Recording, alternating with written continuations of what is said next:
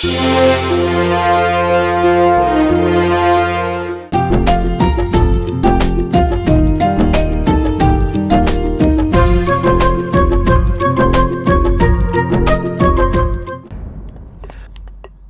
अंदर आ सकतन का?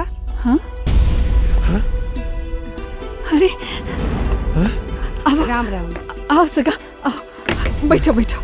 राम राम। अरे गंगा, गंगा पानी लान तो बेटी। हाँ? कैसे आना हो इस हमर कुटिया माँ? हमर सूरज बर तुहर गंगा के हाथ मांगे बरा हन। हमर सूरज तुमन ला पसंद तो है ना?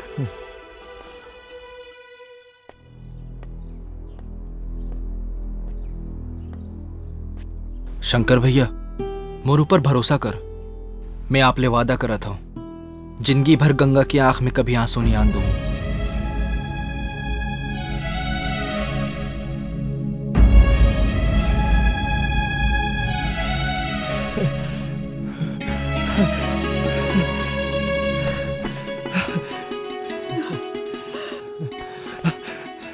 ये तो हमर मन के बड़ भाग है कि गंगा हा आप मन के घर के बहू बनी। अरे तो ये खुशी माँ मीठा उठा लाओ भैया।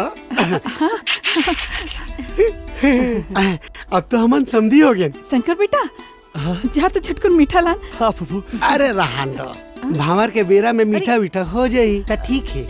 दे उठनी माँ भावर पक्का।